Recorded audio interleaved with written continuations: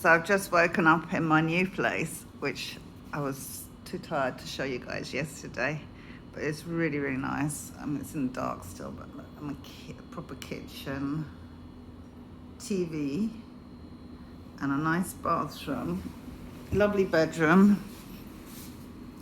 And this is for only £5 more expensive than the dump down the road. So, anyway, so much, much better. Very cheap. I don't know how they do it, but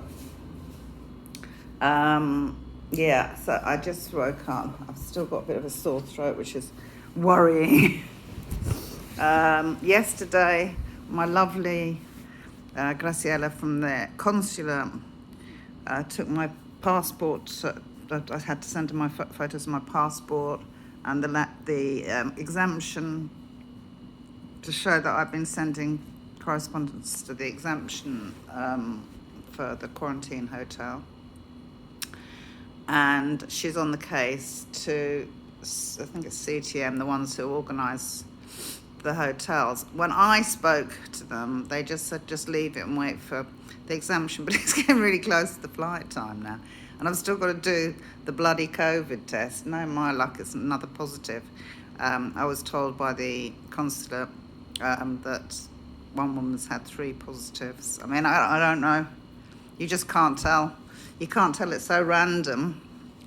And they're so completely unreliable. They've been proven unreliable. I mean, I don't know how. This is like craziness. But so I have it even in my head now that I might even have to stay another week.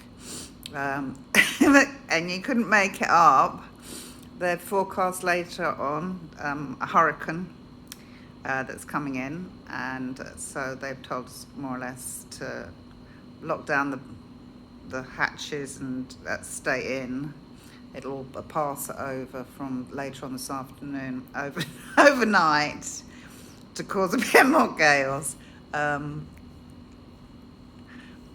I don't know. I mean, I'm laughing. I'm not laughing because I'm a little bit stressed again. I went to the supermarket though yesterday and I bought some red wine. It was really nice and really cheap, but it was delicious and I actually did sleep a bit better. But not properly because you wake up a lot. I mean, I'm waking up 3 times a night. Anyway, just to say that, yes, it's the 18th today. My flight's supposedly on the 23rd. They're already nagging about a new app that they have to make it easier for the boarding or something, to showing your quarantine. Not your quarantine, I don't know, your COVID test or whatever bollocks, just to add to the extra hideous stress. But my lovely lady, I'm just hoping she's been putting the pressure on, I think, a bit, because my mental state now is like so fucked. It's not Mexico. This is directly a result of, apart from the obvious COVID stuff, it's directly a result of this bureaucracy not working with technology. It doesn't work. You'd think that everyone could connect easily. They can't. When I've called London, the woman was frustrated when I'm screaming, crying on the phone, not screaming at her. That's why I think I've got a sore throat. I hope it's not anything else. And it's like she couldn't get through to anyone. I was hours on the phone. God knows how much it's all going to cost, because I've given up on trying not to phone the London numbers because you can't. But she was saying, I'm so sorry. She was absolutely charming. But this CTM thing, I could barely understand the guy. You can't have Indian guys who have these incredibly heavy accents and actually don't put sentences together properly for traumatized people who are trying to get help. So that's why the consulate woman is actually dealing with it. Hopefully something will happen today. If not by tomorrow, then I'm going to have to get back on the whole thing all over again.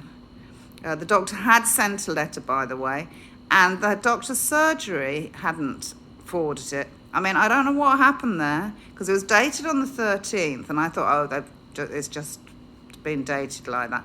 It hadn't, because she said, because Mexico has just turned red.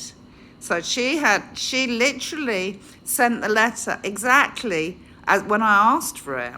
So that, yet again, I mean, 5 emails finally I sent to that doctor's surgery, and they'd misplaced the letter. I don't know what it happened. Maybe I'm being unfair. Maybe she hadn't actually written it, but then hadn't sent it through. I don't know, but I do trust her. She's about the only medic I trust. So, you know, thank you so much, Dr. Vasilios. And yeah, that's where I'm at. At least I'm in a better place now to actually wait out the storm as well. I wouldn't want to be in that other bloody dive. Thank God I've got here, and I've got some groceries in, and I made sausage and instant mash yesterday for some comfort food, and I managed to spend very little at the supermarket by shopping very wisely. I bought liver to be very healthy, and yogurt, and this very cheap curly-whirly sausage, which is like a chorizo with instant mash. Just like vile. I'm turning into like this sort of rather unpleasant carnivore that eats bits of old animal that no one else wants, and just processed food. But now I've got a microwave, I'm going to bung some potatoes in. So there you go. So I don't know if that's coming out. Yeah, so I'm going to bung some potatoes in a bag. Potatoes in their jackets with a bit of margarine in. So rough.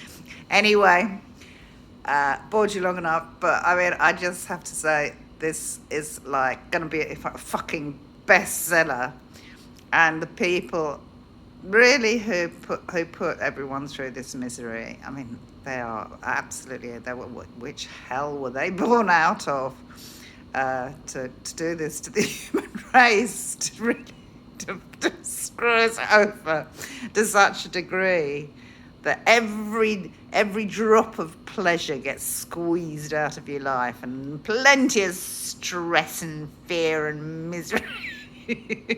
Anyway, I love you all. Over and out.